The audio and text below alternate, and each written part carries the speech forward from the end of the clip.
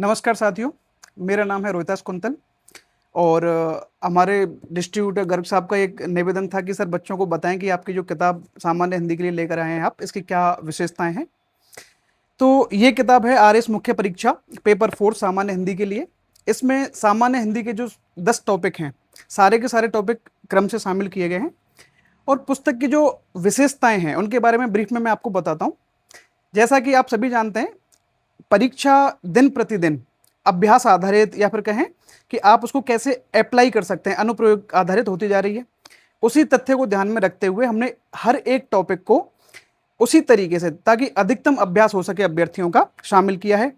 अगर आप इसमें देखेंगे, पहला टॉपिक है उपसर्ग और प्रत्यय का।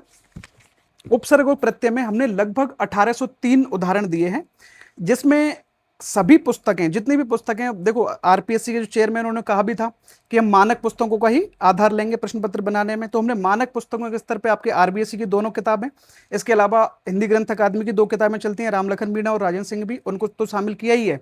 इसके अलावा बाजार में जितनी भी पुस्तकें प्रचलित हैं, अलग अलग आयोगों के द्वारा, राजस्थान के अलावा मध्य प्रदेश में, उत्तर प्रदेश में, हरियाणा में, बिहार में, इन राज्यों में भी हिंदी, सामान्य हिंदी की परीक्षा ली जाती है। तो उनमें भी जितने भी प्रश्न पूछे गए हैं अब तक, वो सारे आपको विषय वस्तु के तौर पे इसमें शामिल कर लिए हैं।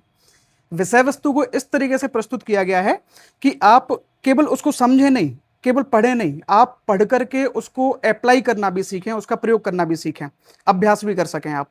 जैसे आप देखेंगे, जब आप उपसर्ग प्रत्यय के उदाहरणों की बात करें तो 1800 उदाहरण केवल और केवल प्रश्न एक साथ दे दिए हैं आपको, उसके बाद फिर उत्तर दिया है।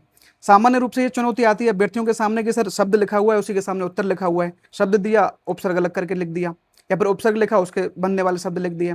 तो उसमें तो आपका उचित मात्रा में अभ्यास नहीं हो पाता, क्योंकि उत्तर आपके सामने लिखा हुआ है। यहां पर हमने क्या किया, प्रश्न लिखे फिर उत्तर दिया। सभी टॉपिक्स में हमने इसी फॉर्मेट को फॉलो किया है। शब्द युग्म की जब आप बात करेंगे तो शब्द युग्म में भी एक एक शब्द युग्म का हमने वाक्य प्रयोग करके दिया है, और वाक्य प्रयोग भी ऐसा नहीं जैसा कि आपको सामान्य पुस्तकों में मिलेगा, और उन प्रयोगों को आप देख ही रहे हो कि आरपीएससी उनको काट दे रही है। लेकिन वाक्य प्रयोग में, जैसा कि हम कक्षा में भी समझाते हैं, कि वाक्य प्रयोग ऐसा होना चाहिए कि अगर परीक्षक को ना भी पता हो तब भी उसका अर्थ से उसको समझ में आ जाए। तो उन सभी चीजों को ध्यान में रखते हुए वाक्य बनाए, चाहे लोकोक्ति मुहावरे हों, चाहे शब्द युग्म हो। इसके बाद हम बात करते हैं शब्द शुद्धि, वाक्य शुद्धि की। तो शब्द शुद्धि के लिए एक एक्सटेंसिव लिस्ट है पूरी, इतनी बड़ी लिस्ट कि आप देखेंगे ऐसे शब्द जिनको सामान्य रूप से गलत लिखा जाता है, जितनी भी पुस्तकें हैं उनमें जितने भी अशुद्ध शब्द दिए हुए हैं, उन सभी अशुद्धियों को, सामान्य अशुद्धि जो की जाती है, उन सभी अशुद्धियों को शामिल करते हुए पूरी एक लिस्ट तैयार की गई है।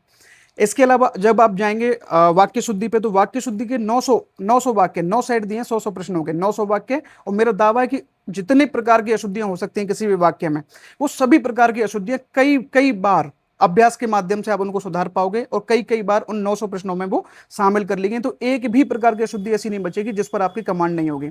आप 900 वाक्यों को 2 बार 3 बार कर लीजिए, हर प्रकार की अशुद्धि से आप अवगत हो जाएंगे, और उससे बाहर परीक्षा में नहीं जाएगी। इसके बाद बात करते हैं हम आपका कॉम्पोजिशन पार्ट पे।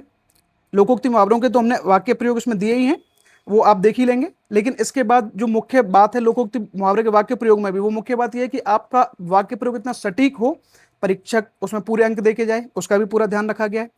कॉम्पोजिशन पार्ट की अगर हम बात करें तो संक्षेपण की सबसे पहले मैं बात करता हूं। संक्षेपण में 62 एग्जाम्पल्स दिए हैं, 62 पैराग्राफ दिए हैं आपके लिए। कितने, किसी भी किताब में नहीं मिलेंगे इतने एग्जाम्पल्स आपको। और वो एग्जाम्पल्स ऐसे नहीं दिए कि भाई रैंडमली कहीं से उठा करके, जहां से आरपीएससी पूछ रही है। आरपीएससी के 2 स्रोत हैं पूछने के। आरपीएससी या तो किसी स्कूल की किताब में से कोई पैराग्राफ उठाएगी, या फिर हिंदी साहित्य के जो पुरोधा साहित्यकार हैं उनकी पुस्तकों में से लेती है। और उनमें से आरपीएससी ने जो पुस्तक पकड़ी हुई है, सामान्य रूप से पिछले वर्षों का जो अनुभव है वो दिखाता है कि रामचंद्र शुक्ल की एक पुस्तक है चिंतामणि, निबंध लेखन की पुस्तक है, उसमें से वो पैराग्राफ उठा के दे रहे हैं।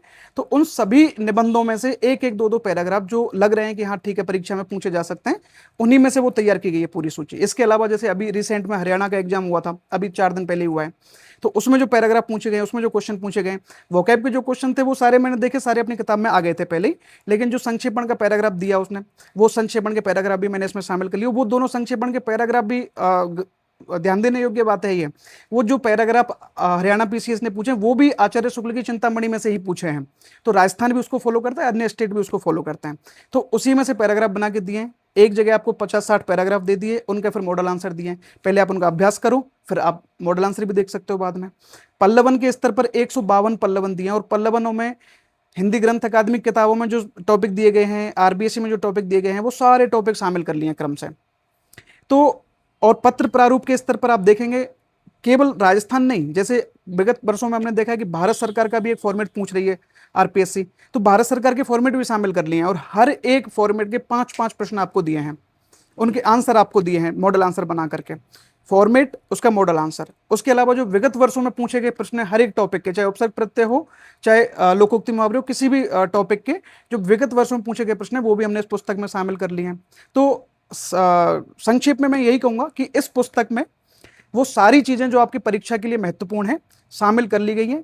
ये अभ्यर्थियों के सामने चुनौती होती थी कि एक से ज्यादा पुस्तकें उनको फॉलो करनी पड़ रही थी, एक किताब से काम नहीं चल पा रहा था, लेकिन मैं ये दावे के साथ कह सकता हूं कि इस पुस्तक में से अगर कोई चीज बाहर गई तो वो जितनी भी प्रचलित पुस्तकें उन सबसे बाहर जाएगी, क्योंकि मैंने सभी का आधार लिया है इस पुस्तक में।